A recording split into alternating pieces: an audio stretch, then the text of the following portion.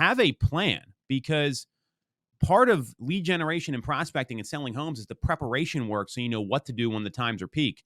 And that's where a lot of people miss the boat. They just get in there and they don't know what to do, and then they just do nothing. I mean, that's really what happens. If you're not getting educated about local and national real estate market conditions and industry trends and NAR settlement regulations, you're doing yourself and your client base a disservice. This is the Knowledge Brokers Podcast. I'm Tom Toole here with Lisa Chinatti. Once again, we're holding the bag for Lord Byron while he's jet setting across the country to his various properties that he owns throughout the continental U.S. Lisa, we got a lot to talk about here. We've got the new Zillow CEO, kind of a surprising announcement out of nowhere. Jeremy Siegel, the emeritus finance professor from the Wharton School of Business at University of Pennsylvania, go Birds. He had a ridiculous comment at the beginning of the week about an emergency rate cut. But first, I want to talk to you about the CFA, so the Consumer Federation of America, and their 3 recommendations about buyers and sellers. And before we get into this, if you like what you hear, everybody, you get some value out of this, you want more of me and Lisa, less of Byron, make sure to click subscribe to the channel, hit the bell for notifications, and certainly leave a review on the Apple Podcast as well if you're able to do that. So the CFA rules, Lisa, they made 3 recommendations to buyers and sellers. I'm going to give you the recommendations, and I want your unfiltered reaction. And this is based upon, obviously, what's going on with the NAR settlement, the August 17th date that is looming, which is now, 8 days away at this point. We're filming this on the 9th. Here are the 3 suggestions, and I want to hear your thoughts. 1, select a competent, trustworthy agent. 2, read contracts carefully. And 3, discuss and negotiate commissions in dollar amounts, not percentages. And there was a caveat to the third one here, which was that aim for an amount equivalent to 2% or less of the home sale price.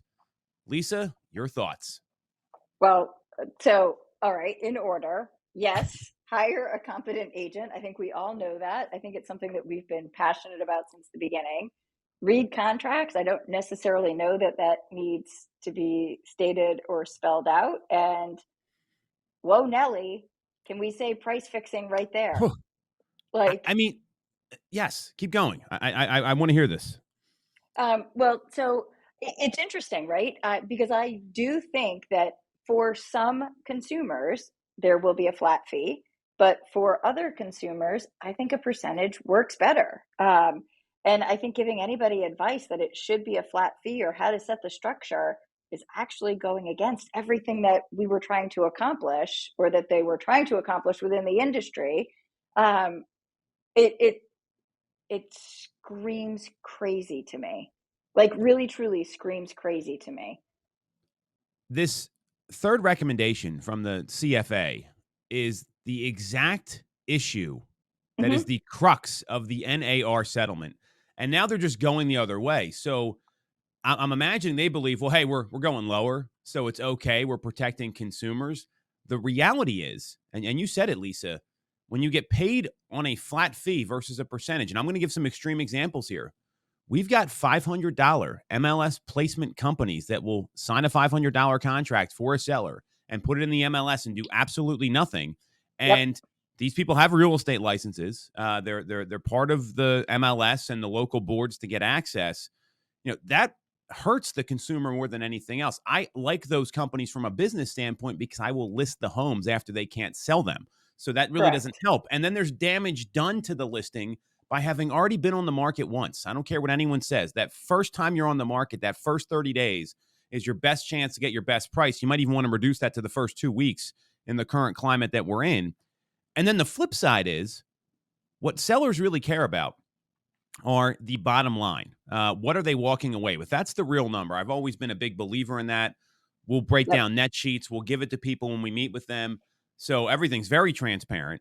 And there are some sellers that have said to me, and we've come up with an agreement, hey, if you sell it above X, we're going to pay you an additional X because that works out well for me. And that would be the kind of agent I'd want working for me. Now, there's going to be some people that always pick the flat fee option. You kind of get what you pay for. This is the exact thing. And the reaction through the industry has been incredible. I mean, we've seen this I saw Jared James did a great Instagram reel about it.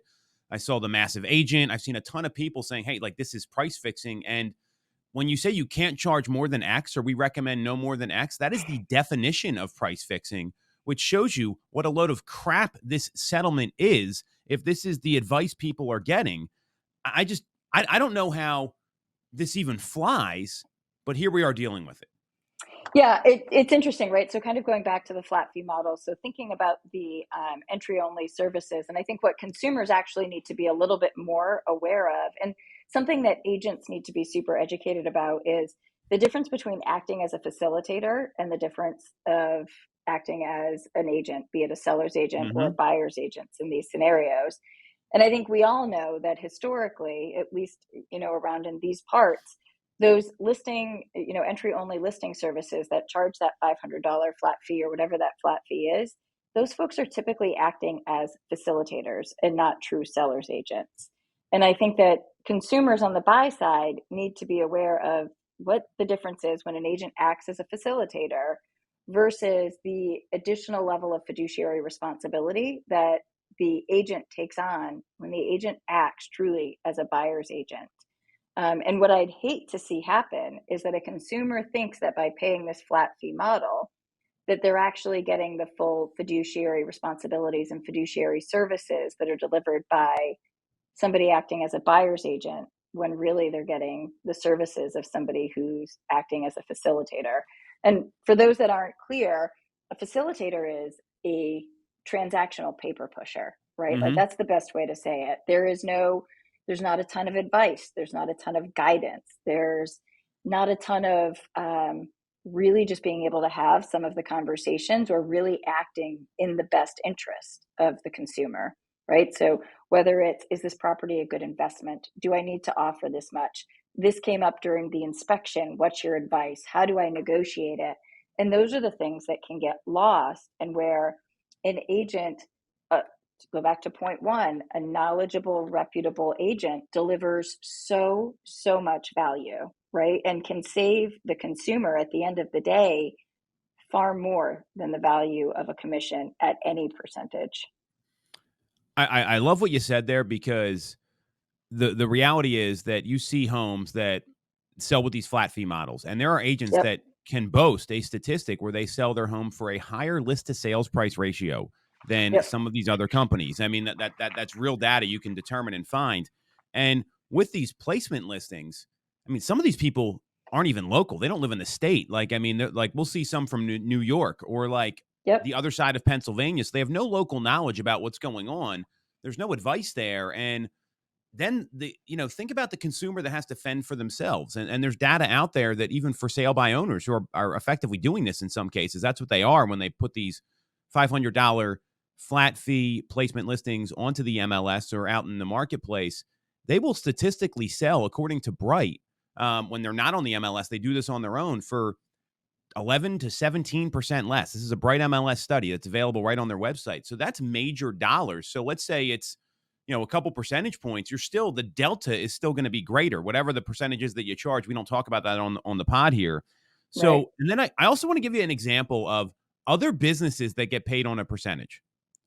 Attorneys. Didn't the attorneys arrange this whole lawsuit in the first place? Like, they get paid on a percentage, right? And they're making a lot more money than the consumers in this NAR settlement. I think the average consumer, it's getting like $14 back on if they were named in the suit. That was a stat I got from our broker. Sports agents, right? And Byron talked about this on Now BAM, which I thought was pretty intentional. I mean, you got someone. Let's take an extreme example like Patrick Mahomes or Paul George, who recently signed the largest NBA free agency contract. They're paying an excessive percentage to these folks because, one, they want to make sure they're protected.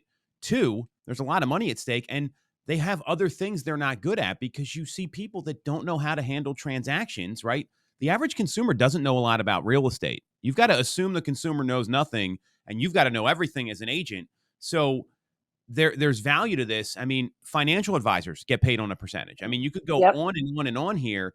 And lawyers, I mean, let's take the lawyer example, because I find this just fascinating, given that's where the pressure is coming from, and then we're being told otherwise. There's some attorneys that charge a flat fee. You got LegalZoom, right? You got all these places that do this stuff as a very extreme example. Then you've got some that charge a whole boatload of money, and people are okay paying that because you get what you pay for. And to say, look at no more than 2%, it's just it's wrong. It could be it's price fixing at a very high level, and this is coming from Yep. an organization that's supposed to be watching out for consumers, and it's I have real concerns about it. I agree, absolutely. I think that the last thing that I'll kind of point out from my perspective is when looking at, so you brought up those industries that get paid commissions, right? And Mhm. some of them are disclosed to the consumer up front, right? Like I know my financial advisor makes commission on, and it's in Yeah. the contract that I have with my financial advisor, right? But I think that there's other industries in real estate. I think we've moved towards a model where that commission is disclosed. And I'm all for it in that perspective. But there are other industries where people are paid by commissions and it's not disclosed, right? So, Mhm. like, I'm thinking about title insurance. Most Yeah. consumers don't realize that by buying a title insurance policy, the title insurance rep is receiving 80 to 90% of the premium as a commission. Like, suck on that. 80 to 90% of a title insurance premium is paid as commission, right? I'm thinking about just general homeowners insurance, right? My insurance rep across the board seems to be a theme. Is paid a commission based upon which homeowners insurance policy they sell me, right? Not necessarily because the policy is the better fit, but they get paid a commission. And I'm sure we could go through and find a bunch of other industries where somebody is paid by commission, but the consumer isn't fully aware of even what that commission is, or that the professional is even working on a commission basis. I'll give you a very extreme example. This is somebody It's a very good friend of mine. They have a website where they sell Apple products, right? And every time I just bought a new laptop. I went to his website because I know that he makes a commission off that. I don't think the average person knows that, and that's not good or bad. That's not the point. But Yep. you go to any of these websites that promote these sales, this happens all the time.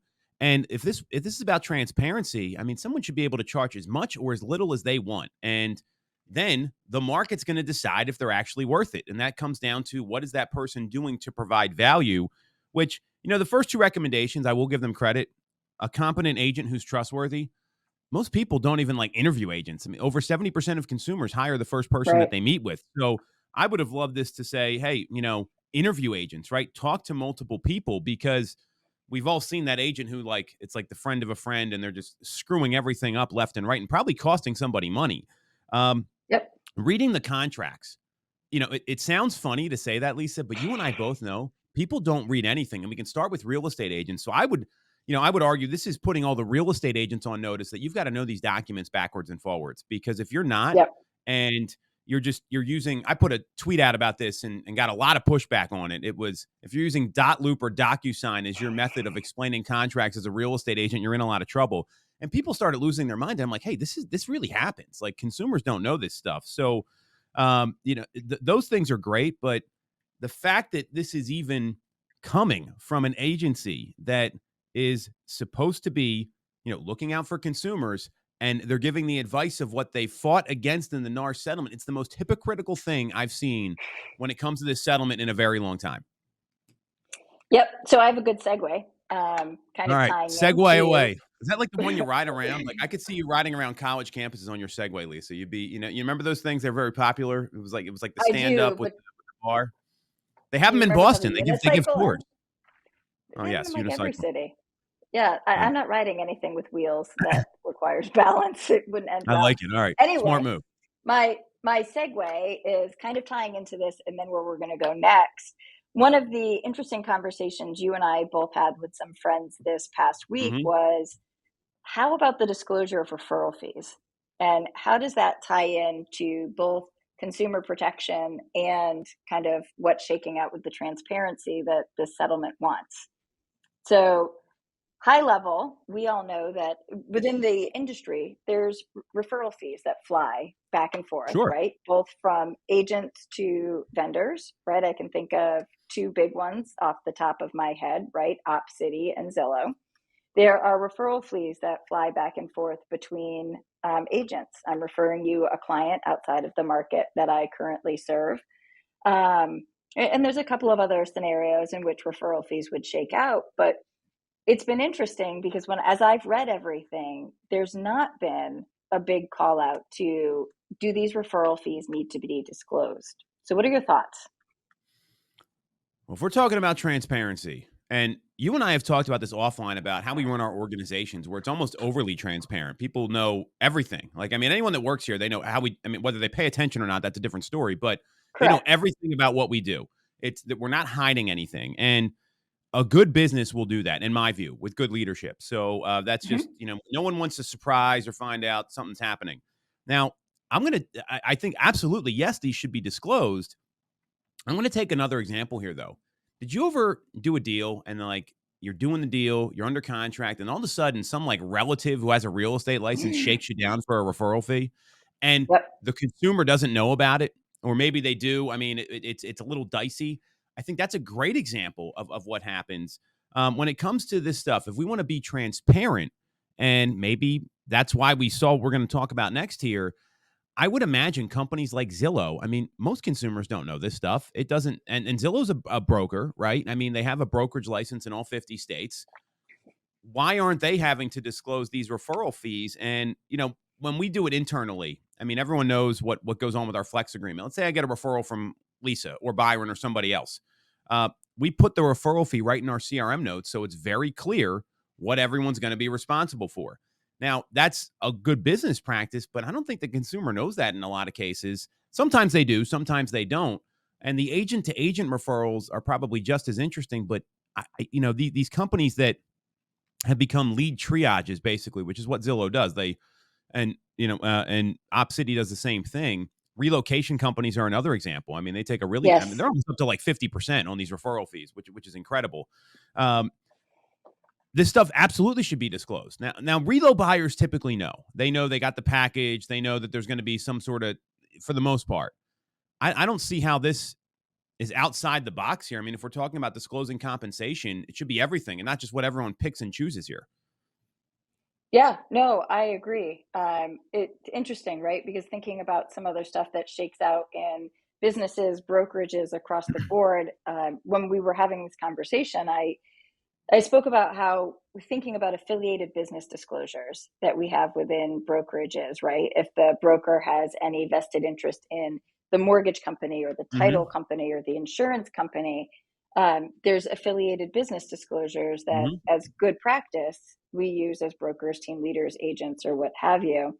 And it's interesting to think about whether at some level there should be an affiliated business disclosure or something similar that shakes out to put the consumer on notice that, like, you know, that there's a reason that the referral is being made in the way that it is, which may not be that the person that's being referred is necessarily the best person for the job, right? How many times have you and I been in Facebook groups and we see Oh, somebody posts looking for an agent in? And so a couple of things happen. One, it's a popularity contest.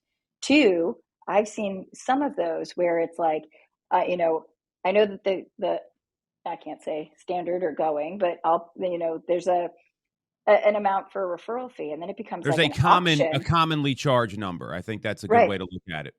And then it becomes an auction, right? And somebody says, "Well, I'll pay this," and somebody says, "Well, I'll pay this," and it's like, where does that referral go? To the highest bidder, or is it going to the best person to serve that consumer? And it's just interesting to really think about, right? Well, and also with those situations. So I mean, we're talking about there's tons of real estate Facebook groups, and then you get the person coming from like outside the market, and they just have a lot of friends, and like they're like an hour Popularity away from contest. but they're like an hour Yep. away from the property. Which I mean, we talk about a competent agent who's trustworthy. I kind of question both of those things with the CFA recommendations here because they're maybe purporting to have some expertise in an area that they don't. So Right. you're absolutely right there, and the whole thing here is that if this is about transparency, then everything should be disclosed. And Pennsylvania's been like this for a while. I don't know what Massachusetts it's like or New Hampshire. I know California, it's not the case, by the way, or it used to be, where the buyer and the listing side compensation are right on the settlement sheet. That's not always been the case in other states, but it's always been very transparent.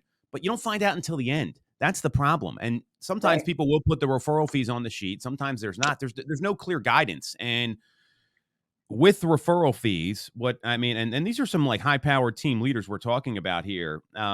So there was a lot of back and forth, and I think one is like it's commission sharing in a different way than people don't. I mean, you're still Hmm. sharing it; it's just a different way, and it's either going to be that's okay or it's not okay, and that's going to really depend on what shakes out with this DOJ position. I mean, we've talked about this at length that there's some companies trying to get ahead of it, others are saying this is what the settlement says and I'm going to follow it. And, one of them's going to be right and one of them's not, but there could be two viable business models here. So this is going to keep going. There's a can of worms that's been opened here, Lisa, and there's no, like, you can't put the toothpaste back in the tube, right? Like, this is just going to keep going until it's because there's unintended consequences with decisions. This happens in every business, right? They made this settlement. I don't think they were thinking about referral fees when they talked about this. Like, I mean, I would imagine Zillow might have been a little more involved in the defense, right? I mean, like, think about Yep. how they have a seat on NAR, and NAR totally flubs it. Maybe, that brings us to our next topic here, where we've got a Yep. new CEO at Zillow. Well, Interesting timing, right? Let's talk about totally. this. So let me You're read you the go statement for it. that kind of where my segue was going. So in I'm just one of the imagining you articles, riding around on a Segway this whole pod. This is going to be, maybe Bobby can put that in at the end, just like an animated GIF or something. nice, in a wide-ranging and exclusive conversation with Real Estate News, Barton and Wacksman got into the state of the industry, open tech versus walled gardens, and why Zillow is not in the business of selling leads. What a Give me load your of shit. I mean, you got to be kidding me. They charge I mean, and look, I'm a big Zillow partner. I've been working with Zillow for a long time. So have you. But when Zillow first started Premier Agent Pricing, now we're selling impressions. We're not selling leads. Now that was actually true because you had to build up your profile. Yeah, Yep. I remember Tom Ferry getting up on stage saying you need 5 reviews online. Do you remember this? Like, it was like you need No, I 5 wasn't there reviews. then, but I mean, yep. this is like when Zillow first came out. So obviously that was like a lot of profile building, marketing. You would upload Yep. videos, all sorts of stuff. Now they've got this Flex partnership, and where Zillow gets their income, gets their revenue is from agents, right? I mean, I think that's why a lot of agents don't like Zillow, because they talk about how they value the consumer. They've got their Betty Buyer and their seller avatars that they have. They didn't have an agent avatar for a while. That's not the point. I mean, but this is why agents at Zillow rubs them the wrong way. I'm very pro Zillow. I want to be super clear on that. It's helped our business tremendously. I know you're in the same boat. Absolutely. But if they're not selling leads, then they're charging referral fees on connections they've made. I don't see what the difference is here. I mean, Well, but they're doing both in a lot of markets. well, you're Let's be right. very That's where I want. clear. Well, no, they're selling impressions, Lisa. They're not selling. They're not selling leads. Like Not in Realtor.com says. market-based pricing. Market-based pricing is selling leads. Okay, now maybe that's changed because I've been in Flex since that went away. So, but like Realtor.com, they'll say, "Hey, we're selling you leads." Like, they are very Yep. clear that this is what we're selling you. Here's the expectation. I, I don't know how you can say that with a straight face if you're Rich Barton. I mean, it's like, where are they getting their money from? Well, right. Is it's referral fees or leads, but to that point, the market-based pricing, and I'm trying to remember because it's been I really early Flex. We've been Flex for over 4 years now, Yeah, right? same here. That's So, what I'm saying. It's been a while. So, but my recollection is that in the market-based pricing, you're buying, is it, and I, again, mixing up who does what, is it share of voice that was Zillow's kind of, it was share of voice. You're right. So after they okay, went from, it used to be impressions, and then when they went yep, to, we're going to jump in the DeLorean here. We'll go back to Boston in about whenever Greg Schwartz was on stage there. I think it was like 2018, I want to say, and that would be 2019. I know exactly where 2019. you're Okay. going. And Lisa eviscerated the president of Zillow. They've since made up. So major credit to Lisa for making that right. But they went to the live connection, and that's where share of voice came in. So that's right. And then that was right before Flex, if I recall Right. correctly, and you could actually go in the back end of Zillow, and you can still do this, by the way, where you can Yep. see who's spending what, and you can say, I want 70%, I want 100%, whatever it is, if it's available. Obviously, we know a lot of these leads aren't available. So it is share of voice. You're right. That did change over time. Yeah. But the reality is when you go into that back end model, basically says, not basically, it straight up says, there's a slider, right? And that slider allows Yes. you to pick the dollar value, and then it says number of connections. And it's not always a whole number, right? It could be like 1.4. But Mm-hmm. then off to the side, it says additional leads, it refers to the nurture leads, right? The email delivered ones as opposed to the direct connects. So it's an interesting comment to say that they're not in the business of selling leads.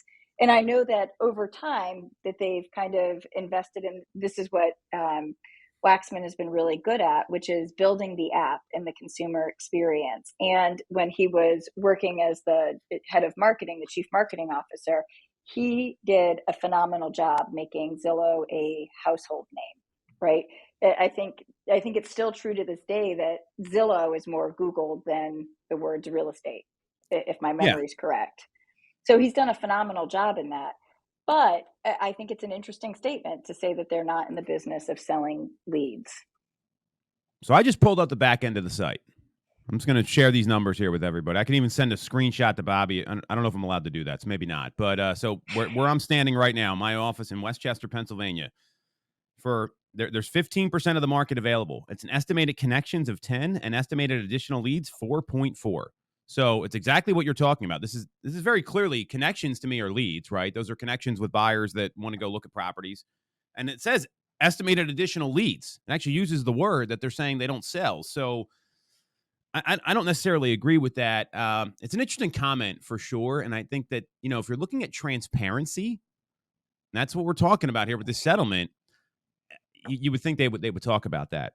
What I want to talk about this move to install the new CEO, Jeremy Wacksman, because what I do like about it is he's been the COO since 2021, and Yep. you and I run organizations not as big as Zillow's, but I mean we've got 60 some people here right now. You've got 100 some people at your company. And I do like the idea of promoting from within. I see that as having some value. So I think that is a smart move. Without a doubt. Now, Rich Barton pulled like the Brett Favre, right? He was out, then he came back in. Dave Lininger has done this many times. Gary Keller's done this. So I would wonder if he's still going to be lurking in the background if this doesn't go well for Jeremy Wacksman, because we've seen it happen in real estate at a lot of places. I do like promoting from within. I was a little surprised Susan Daimler wasn't the one that got tapped here, Lisa. I mean, what do you think about this? She's the president of Zillow. Yeah, I agree. That was my first, I think one of my first texts to you and Byron in our Yes. group text was, it was a surprising choice to me. Just given that she's had a fairly big voice in Zillow publicly, especially with the agent community, right? Which has been, fascinating, again, kind of looking at where Zillow caters. And I get that they don't necessarily view agents as customers, right? Nope. But I think that we are, in the way that they conduct business, a very large part of who they get in front of all the time. And I don't know that I'd have to think back, and I'd have to think back really hard. I know Jeremy's been in Zillow for 15 years, but I don't know that I've ever seen him publicly speak at any of the agent-facing events that you and I have gone to. But we see Susan almost every year, and sometimes multiple times a year, getting up in front of agent-facing stuff. So, yeah, no, I was definitely surprised that where the move came from. Yeah, I mean, Susan's been at events that were a little more exclusive than a Zillow event, but she's come to outside events. I mean, we've been at where there's maybe 200 people in the room and a lot of Zillow customers that aren't even affiliated. So that was interesting. I mean, what do we know, right? We don't know what goes on behind the scenes. I mean, I'm being very serious because, I mean, Right. titles, you got COO, you got president. Like, I know what a COO does. And I may sound like a dumbass here, but you got the CEO and you got the president. I mean, it's kind of like, all right, like they're similar leadership roles. Like you're encompassing everything. COO is a little more defined. It's like a CFO or a CMO or a CTO. Yep. So, and what Rich Barton did say is basically, where was the quote here? It was basically everyone had been kind of working with Jeremy, and he'd been overseeing everything since 2021 anyway, is kind of what the comment was. I didn't get it quite right there.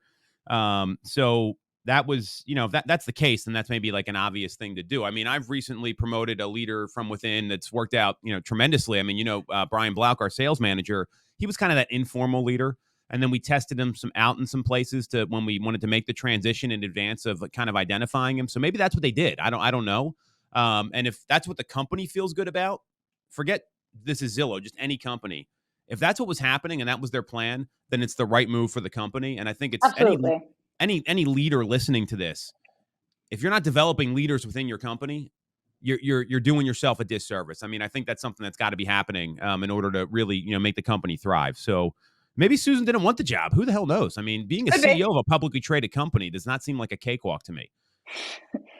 Facts. All right. Final segue. I don't know that I have a good segue to enter Oh, man, here. I can't. The segue stuff is just. There was this guy that would ride around my freshman year at Syracuse on segways everywhere around campus. He's the only one, and I'm like, who the hell is? Every time I hear you keep saying this, I think of this guy just riding up and down the hill on his Segway, and it's like snowing out, and I'm like just waiting for him to like bite it. And then one time in Ocean City, we saw a police officer ride into a lamppost on a Segway. So these are my Segway memories. That's why I can't stop laughing. I just want everyone to kind of understand why I'm giggling like a schoolgirl here. So, um, I want to talk about these economic comments here. So, Yep. Jeremy Siegel. So he's a finance emeritus professor at University of Pennsylvania's Wharton School, arguably one of the best business schools in the country. On Monday, he was on CNBC, and he said he was calling for an emergency rate cut by the Federal Reserve. I texted Byron and you we have our, and I said, what do you think the odds are? And I forget what Byron's comment was, but it was basically like 0.0. Like there's no way it's going to happen. And that was when there was a big sell-off on Monday when it came to stocks. The Dow dropped like 1,000 points, but then we saw it rally another like 500 points the next day. And I don't agree with his comment. What I do agree with is some of the other stuff that he said, where he talked about that, because the unemployment figure blew through the central bank's target of 4.2%, and inflation has gone down 90% towards the Fed's target of 2%. How have we not moved the federal funds rate? Or how much have we moved it? Zero. And that makes absolutely no sense, which I know Byron agrees with. I agree with. I know you agree with. The emergency rate cut might have been like one of those like hot takes, right? But Yeah. he's got some validity here. And I think there's going to be even more pressure on the Fed at this September meeting happening in about 40 days to do something maybe a little more drastic than 25 basis points. Because and there's a lot of people calling for this. What do you think? I mean, the comment I thought was ridiculous, but his points were well taken. Yeah, no, I agree. And I think we kind of touched on this last week on the pod. I think we're definitely looking at more than a quarter of a point. It's quite likely that it'll be half a point. Looking at the volatility that's kind of shaken out across the economy this week, and you can look at it in mortgage rates alone. I think I was chatting with my loan partner, my lending partner, before I came in to film this, and we were, kind of talking, and he said Tuesday or Wednesday, I don't remember which day, he said they had been making calls to get some refis going because rates had dipped down so well. And I know when you and I were chatting this morning, you said you had a local quote in a like perfect storm scenario that was sub 6, right? Like 5. I mean, that they're going to, if 5875 was the number, and that would be like your credit score is perfect, you have no Yep. debt. I mean, it's a dream scenario. So I want to be very clear there. Yep. But the fact that you can even get that, I mean, and Yep. that's, this is not some fly by night bank, but I'd say most borrowers are looking at like six to 6.25 is kind of what I've seen all week long. Well, right. But when you look at Mortgage News Daily, which is kind of where I always kind of track kind of what's going on in Yes. the volatility of this, there was a low. Let me give you exact numbers because the volatility this week, it's kind of crazy. Like when I look back, we were at a point where like a couple, like maybe a year ago, a year and a half ago now, and I would say to my agents, you guys are witnessing history with the level of volatility that's shaking out with rates. And then we kind of thought that was over, but we went from a low here of, I can't get it, there we go, 6.34 on Monday, right, on Mortgage News Daily. And then as of right now, we're back at 663, which is Yeah. like, almost a 0.3% swing in less than 5 days. that's kind of wacky when you really kind of stop and think about it, right? Well, I mean, this has been the trend. I mean, we had a little bit of a reprieve from this the first half of the year, but all last year, rates were like up and down all week long. Like you had to look at Right. rates. Well, you still should look at rates daily. If you're a knowledge broker out there, this needs to be part of your daily discipline. What's going on with Without rates? a doubt. Where am I? I mean, I've closed sales because I said, hey, rates came down about a quarter of a point today. And if we execute this agreement now in the middle of negotiating, you can lock this number in. That's Right. going to affect your payment. That's good advice. That's why that 2% nonsense is, I mean, you just save that person thousands of dollars by that piece of advice. I mean, great example there. Tens of So thousands of dollars. for sure. Yeah. I mean, way more than the whatever the difference is between their recommendation and what you would normally make. So you've got to be looking at that daily, but this has been the trend over, all of 2023 was like this. It was like Yeah. a daily basis, like what's going on with rates. And we've got these aggressive news cycles again. We've got, Jeremy Siegel coming out and saying we need an emergency rate cut. Then the market rallies. Then, then you've got the whole presidential election nonsense going on where there, that has an effect on this, whether we like it or not, because people are a little uncertain about what's going to happen, no matter who you're supporting or what you think there. So that's got to be something that's happening here. But it tells me the Fed's got to do something at this next meeting. I mean, they've waited too long, and this seems to be their MO. They kind of wait and wait and wait. Now the odds have dropped, right? So last week we were on August 2nd, which was a week ago today.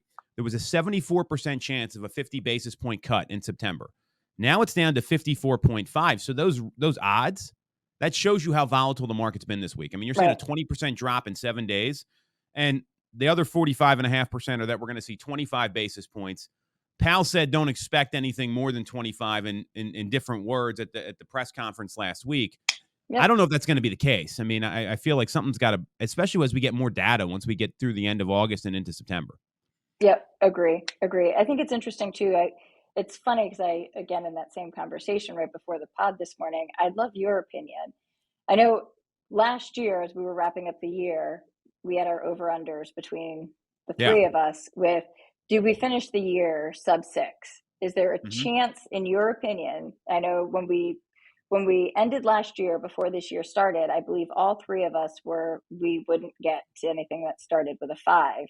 Given what's shaking out right now, do you see us ending the year with a 5 or a 6? So looking at where we are now, I mean, it's very possible. I mean, it could, but like, we're not talking like 5.5. We're not talking No, like 5.99. I'm thinking like 5.875, right? Like 5 and 7, 8. You got to be able to lock the 5, right? You don't get a 5.9% mortgage rate, Lisa. In my view, for that bet to hit, right? If I'm running DraftKings for mortgage rates and I'm sitting here in my, setting the over under, it's got to be 5 and 7/8. That would be the number that would make that right. I think it's certainly possible, but we're going to have to, it's going to have to be a more aggressive rate cut next month, because then there's the lag afterwards, right? Because what happens with these meetings is everyone overreacts. I mean, the market did it, right? They came down, now they came back up. You're talking about 0.3 of a point. So they've kind of deviated towards the mean, and it would have to be a 50 basis point decrease. Then I think you got a shot at it towards the end of the year. I agree. Then you got the election coming up, and this election's about to get pretty nasty. I mean, there's all this talk about who's going to debate who, what's going to happen. It might stall out things and keep them very stable, because, you've got one candidate running and talking about, hey, the price of food is too high, but this person was the vice president during the last administration that was there. You've got the other candidate who was the administration before. So there's going to be a lot of back and forth.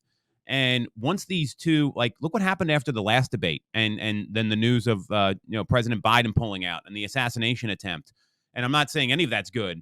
It was kind of a disaster all around. I didn't feel good about like being a U.S. citizen during that stretch there. It was not fun. No. But when these two start to talk, I think it's going to either do one of two things. One, it could force that to go a little faster and get down to that 5 number, or two, it's going to put everything in lock, and we're not going to see anything happen until maybe after the election results. I think that's going to be a factor here, whether we like it or not. Yeah, I tend to think that some of the volatility in the rates is tying back to what you said with the volatility about expecting that half point cut, right? Hmm. I think when we saw the drop, the market was potentially pre-pricing in that half point drop. And then as sentiment shifted that we would only be seeing a quarter of a point drop at the next meeting, we lost some of that give on rates. So my gut says we still finish north of 6. I think it'll be lower in the 6s, but Yeah. I don't think we see a national average in the 5s before the end of the year. Could be I wrong. tend to Hope agree I'm with wrong. you. I mean, if anything, it's going to be just under or just like that 6 number, right? That's a really good line to set because I think it's going to be either just above, maybe like 6 Yep. and an eighth, 6 and a quarter, or like Yep. 5 and 7/8. So now this brings up a different thing because all this is happening with rates. I know like the BAM and the box content through BAMx, which I highly recommend for everyone here. They did a really nice job about putting together some information about how to talk to consumers about these things because if you're not doing that as an agent right now, you're missing an opportunity. Like everyone, you ever see that Gary V video about the month of August, Lisa? Oh, I don't know that I have. No, so I'm going to send this to you. This we showed this at our team meeting. The beginning of, it was August 1st last week. Okay. And he basically says like, "Hey, August is when you triple down, you quadruple down because everyone else is going on vacation, doing whatever." And he's like, "I'm doing that stuff too, but that doesn't mean you mail it in the rest of the week." And Right. August to me is a lot like the month of December because December the same thing happens, right? Everyone's going to holiday parties and whatever else. And this hasn't happened the past 3-4 years because of what happened with the COVID-19 pandemic and a lot of other things.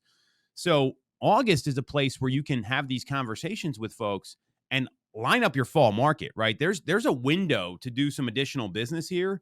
from now up until right around that first week in December. People start to check out a little bit to like I'm talking transactions, not to not work, but transaction business. There's going to be a bump Agree. in that. There always is historically in the Northeast. So he talks about either this is your month to kind of chill out before the fall push, or this is your month to catch up if you're behind in your business. And one of the easiest things you can do is just reach out to people one to one, your hottest people that were like on the fence. Hey, Lisa, not sure if you saw, we saw a 52-week low this past week in interest rates. Should I contact you if they go any lower? Or how would that impact your plans over the next 12 months? You want to give them an OFQ. We've talked about this at length.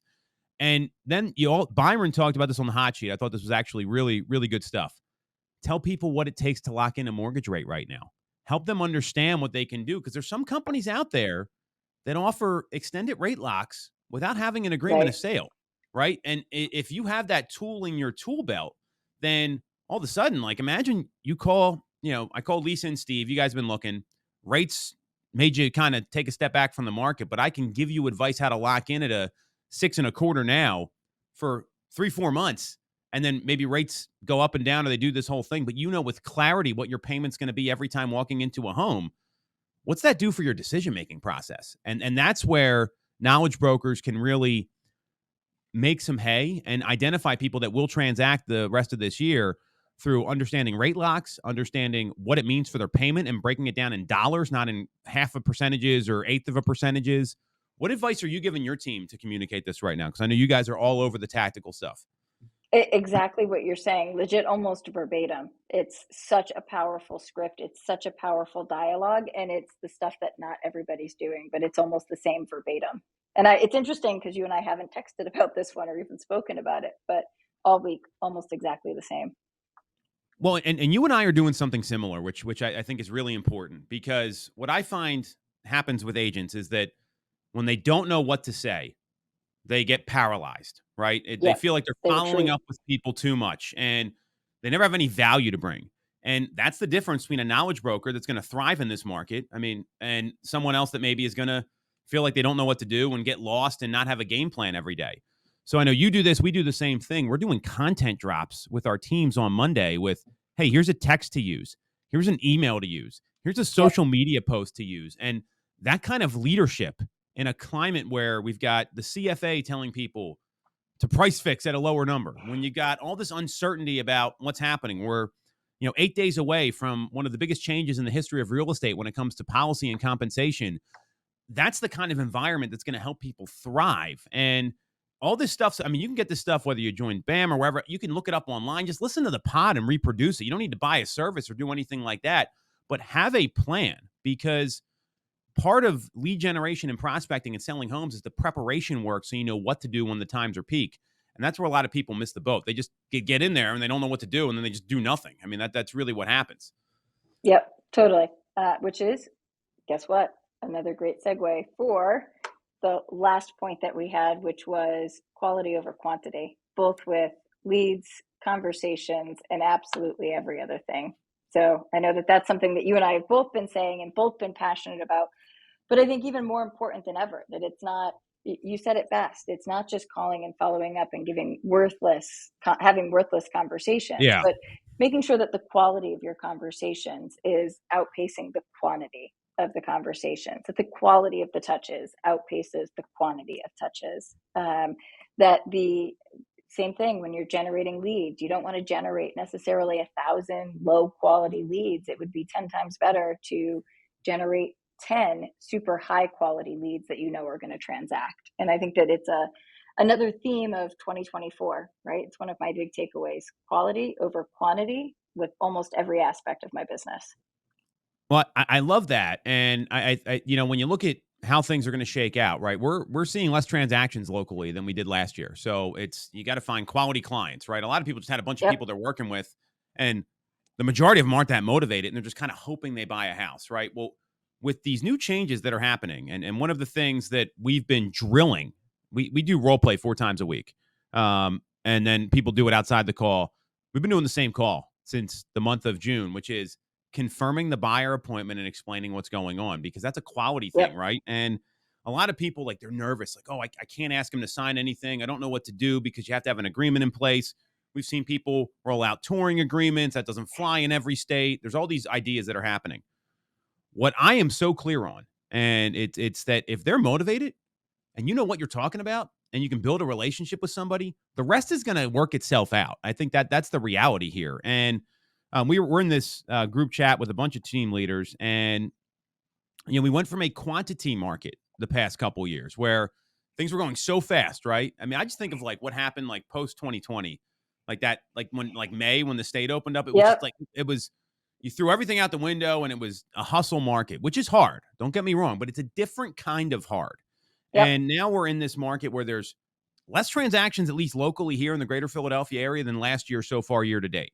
And it's you have to look at the quality of conversations, how serious are your folks, and if you're not able to explain this stuff, and I think this is the mistake people are making.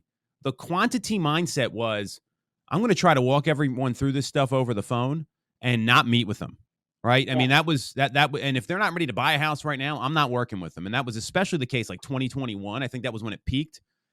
The quality mindset is, hey, I'm going to see who's willing to meet with me in the office to go over all these changes. I'm going to sit down and show them my value and earn loyalty from the beginning, which is what the attorneys that charge a high percentage do, which is what Yep. the sports agents that charge a high percentage do, right?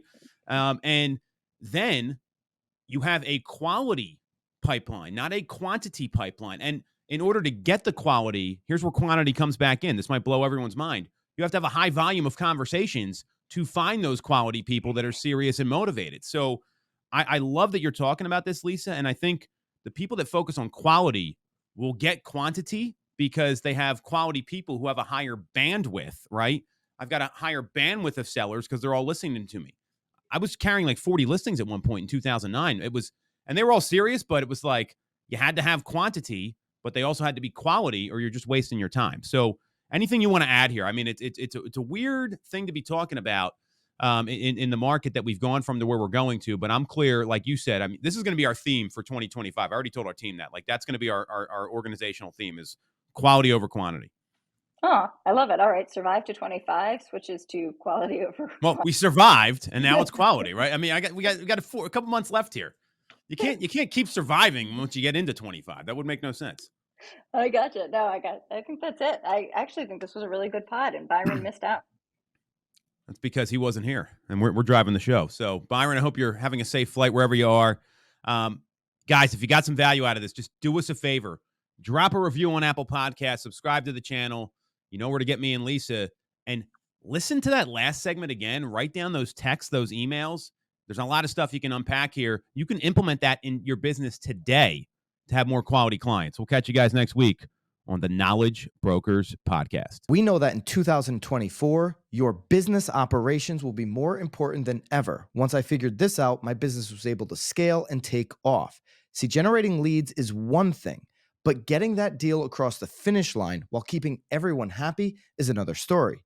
Enter Mosaic, everything you need once a lead becomes a client. Mosaic picks up where CRMs leave off to streamline the client experience and maximize your productivity. It's the operating platform that gives agents and teams everything they need to stay organized and proactive throughout the entire transaction process and beyond. Transaction management, forms, AI-powered collaborative search, client retention capabilities, and advanced analytics for your business. In other words, you can use Mosaic to create a powerful flywheel for your business. It will help you close every deal, boost your profitability, and generate more repeat and referral business. If you need a better way to run your business, check out the link below and learn how Mosaic can help you today. At BAMx, we listen to what real estate professionals want and need. That's why our platform is filled with sought-after courses, content, and tactical assets for your business. And that's why we launched BAMx in a box with templates and scripts done for you, delivered each Friday. The best part? It's not coming from panel pontificators who bought their followers and don't sell any real estate. It's coming from top agents, team leaders, and content creators in the industry. It's education that actually shows you how to do what you need in today's market. And now it includes editable templates and scripts so you can easily deliver that knowledge to your database. Every day, we continue to add more content into BAMx, into our private Facebook community, content that works, content that our members have exclusive access to daily. Do not wait any longer. Use code Knowledge Brokers and join the thousands of agents taking their business to the next level today. Use Knowledge Brokers for 10% off. See you in BAMx.